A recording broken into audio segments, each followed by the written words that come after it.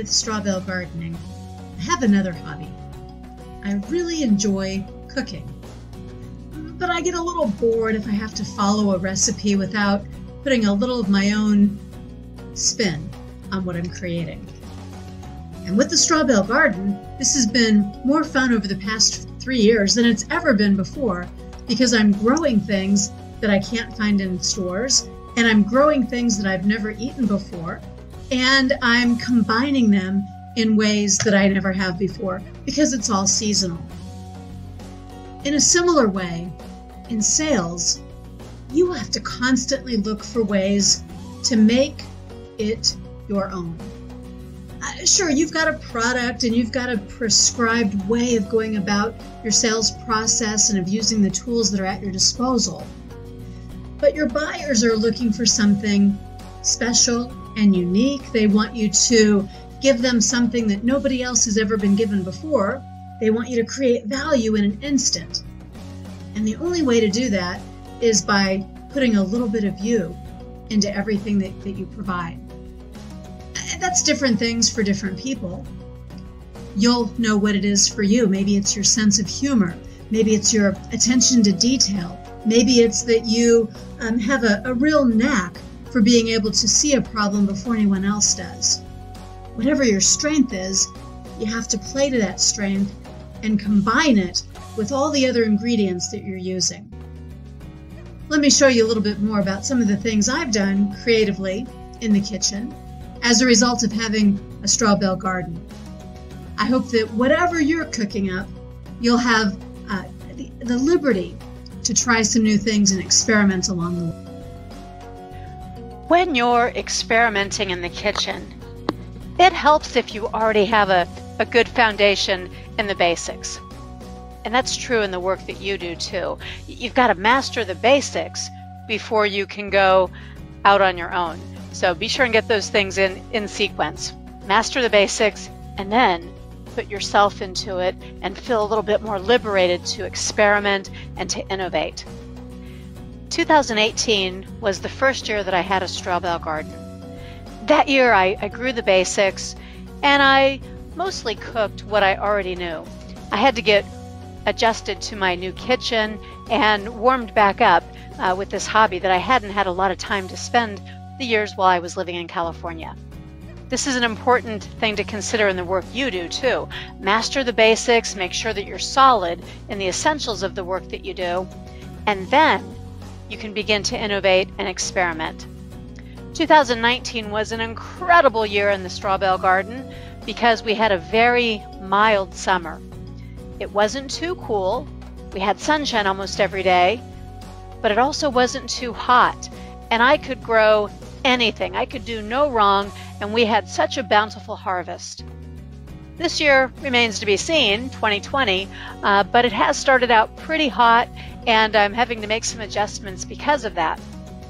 What I grow influences what I cook, and the things that are ready for harvest at the same time is what forces me to experiment.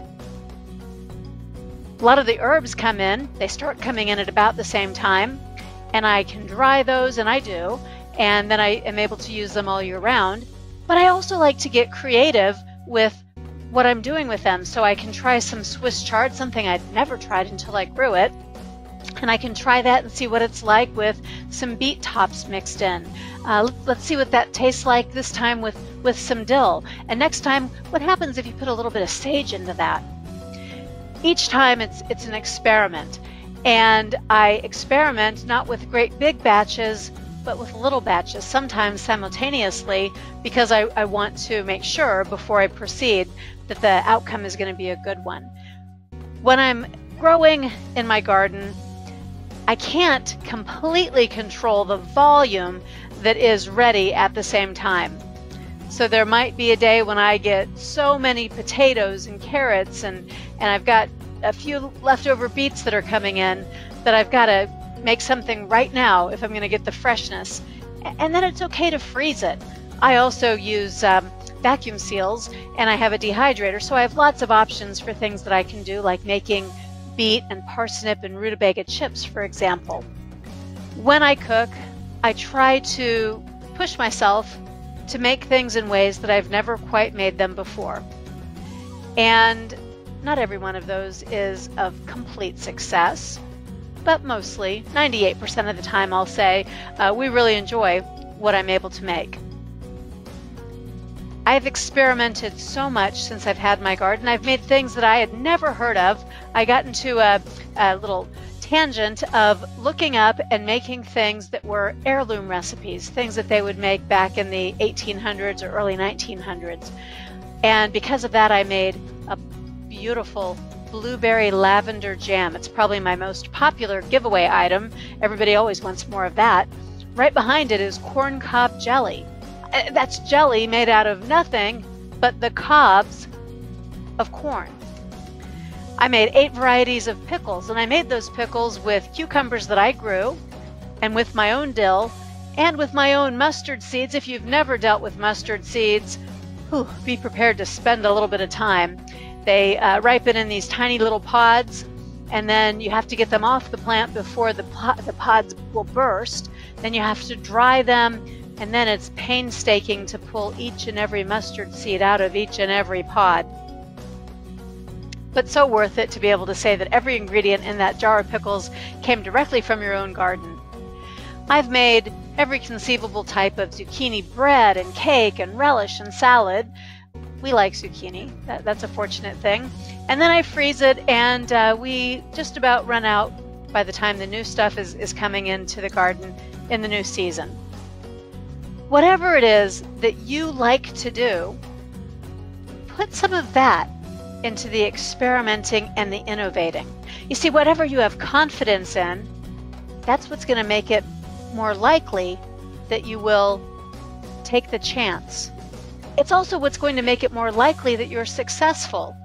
When you're doing something that's completely different from anything you've ever done before, you will lack confidence, and you should. That's a good time to get resourced and to take some small steps along the way for continual improvement. But don't be afraid to take some risks and to try new things. What's the worst that can happen? It's probably not going to be fatal, and it's probably not going to be something that anyone but you remembers 1 or 2 days from now. So go for it. Make it your own.